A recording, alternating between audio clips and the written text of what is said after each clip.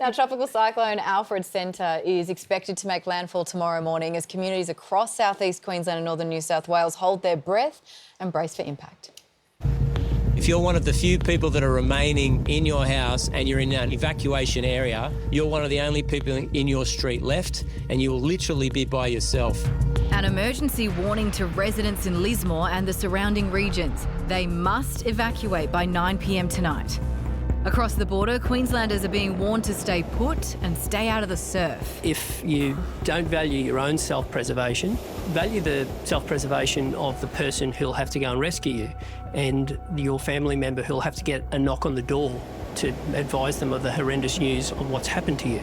Already, more than 80,000 homes are without power as the massive winds and the long wait takes a toll. The fact that it hasn't even hit yet and we've lost so much of the beach, I just can't imagine what it's going to take when it actually hits. I've never seen anything like this at all.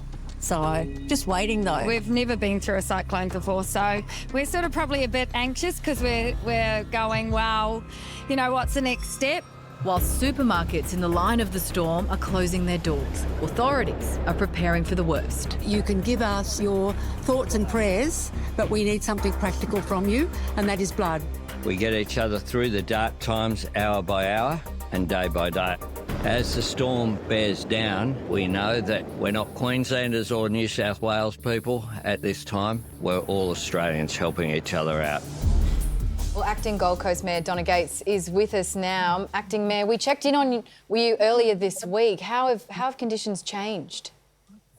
It's really remarkable to see your reports of Brisbane and Bribie because it's very different on the Gold Coast. We had wind up to 110 kilometres an hour last night. We've got 45,000 dwellings without power as we speak. We have 4 to 6 metre escarpment from Southport and Main Beach all the way down to Nobby's Beach.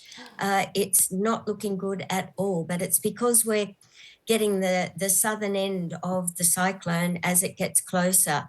It's only 40k off Southport at the moment. I want to drill down on one of those aspects, Donna, in particular, and that is the winds and just how crazy those gusts are going to be.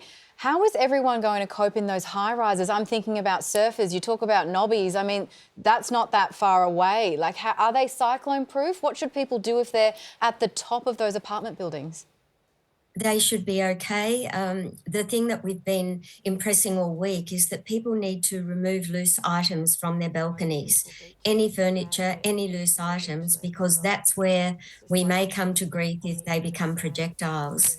So that's been of concern. The preparations have been going really well. Everyone has heeded advice. We've had a sort of stay-at-home order from 4 p.m. this afternoon when the winds started to escalate.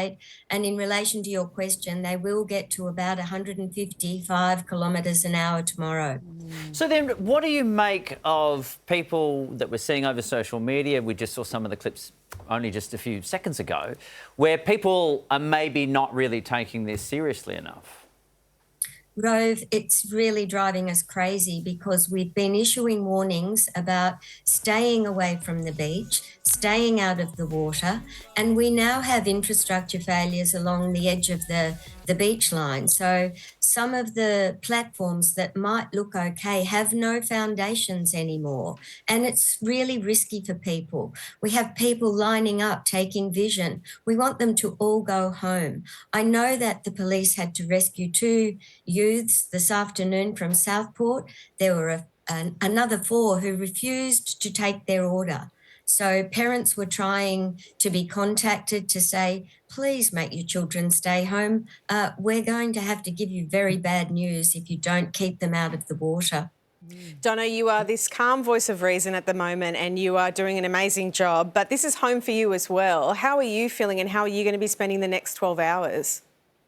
Well, I got sent home from the Disaster Management Centre myself at 3 o'clock today. So I'm working from home. I have about 4 more interviews to go tonight and I have a massive leak in my kitchen. Oh, no. So that's giving me grief too. Okay. Well, Donna, look after yourself and we thank you very much for your time. Thanks, Rove.